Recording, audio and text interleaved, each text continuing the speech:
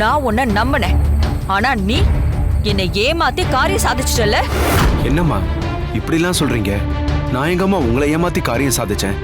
சிவா அனிதா கழுத்துல தாலி கட்ட போற நேரத்துல கல்யாணத்தை நிறுத்தி, சிவாவுக்கும் சக்திக்கும் ஏற்கனவே கல்யாணம் நடந்திருக்குன்னு சொல்லி எல்லாரும் முன்னாடியும் என்ன தலை குனிய வச்சுட்டு என் மகனை உனக்கு மருமகனா ஆக்கிக்கிட்டியே, அததான் சொல்லிட்டு இருக்கேன். நான் எங்கம்மா கல்யாணத்தை நிறுத்தினேன்? கல்யாணத்தை நீ நிறுத்தினா என்ன, உன் பொண்டாட்டியோட அண்ணன் மகன் அந்த சூர்யா நிறுத்தினா என்ன?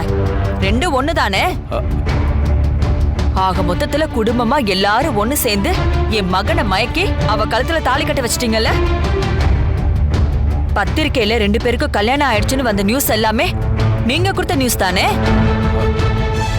கொஞ்சம் கொஞ்சமா மறைமுகமா இப்படி எல்லாம் வேலை பார்த்து சிவாவுக்கும் அனிதாவுக்கும் கல்யாணம் நடக்க போற நேரத்துல இந்த உண்மையெல்லாம் போட்டு உடைச்சு எனக்கு இன்னொரு வாட்டி நீ சம்மந்தி ஆயிட்டல்ல.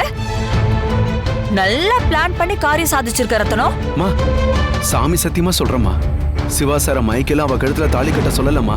அப்படி ஒரு ஈனத்தனமான காரியத்தை நான் பண்ண மாட்டேம்மா.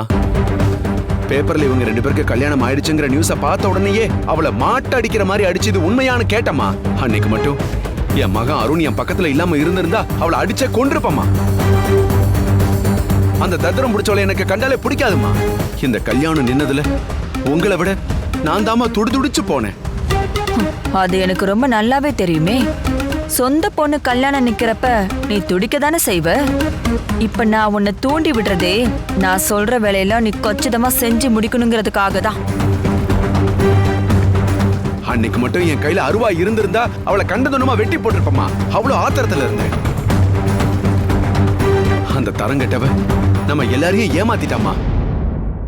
மனசுக்கு பிடிச்ச சிவா சாரோட கல்யாணம் பண்ணிக்கிட்டு சந்தோஷமா வாழ போறோம்னு நினைச்சுக்கிட்டு இருந்த அனிதா இதை நினைச்சு எவ்வளவு வேதனைப்பட்டிருப்பாங்க. அதெல்லாம் நினைச்சு ராத்திரி முழுக்க தூங்கவே இல்லம்மா. மனசு கஷ்டப்பட்டுக்கிட்டு தான் இருந்தேன். உண்ட வீட்டுக்கே ரெண்டகம் பண்ணிட்டாலே என் பொண்ணுன்னு நினைச்சு வேலையே விட்டமானா.